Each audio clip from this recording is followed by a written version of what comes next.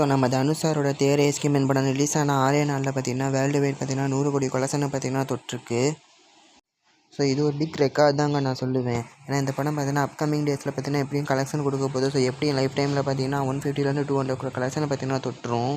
So அப்படி பார்த்த தனுஷ் பார்த்திங்கன்னா இந்த சிங்கிள் இயர்லேயே பார்த்திங்கன்னா ஹிந்தி பில்லில் மட்டும் பார்த்திங்கன்னா டே 1ல் பார்த்திங்கன்னா 10 crore plus opening, Andhra Pradesh தெலுங்கானாவில் பார்த்திங்கன்னா குபேரா மூலமாக பார்த்திங்கன்னா சிங்கிள் டேயில் 10 crore ப்ளஸ் ஓப்பனிங், இட்லி கடை மூலமாக தமிழ்நாட்டில் பார்த்திங்கன்னா 10 crore ப்ளஸ் ஓப்பனிங்கை தொட்டிருக்காரு. ஸோ ஆக இந்த சிங்கிள் இயரில் பார்த்திங்கன்னா டோலிவுட், பாலிவுட், கோலிவுட்னு பார்த்திங்கன்னா 3 வுட்லேயும் பார்த்திங்கன்னா ஒரு படம் பண்ணி அந்த 3ல் பார்த்திங்கன்னா 2 படம் பார்த்திங்கன்னா 100 கோடிக்கும் அதிகமான கலெக்ஷனும், ஒரு படம் பார்த்திங்கன்னா 80 கோடிக்கும் அதிகமான கலெக்ஷனையும் கொடுத்துருக்கு.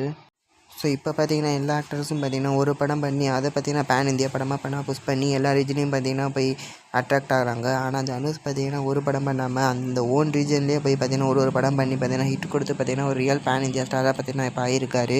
ஸோ இதை பற்றி உங்கள் ஒப்பீனியன் பார்த்திங்கன்னா கமெண்ட்டில் சொல்லுங்கள்.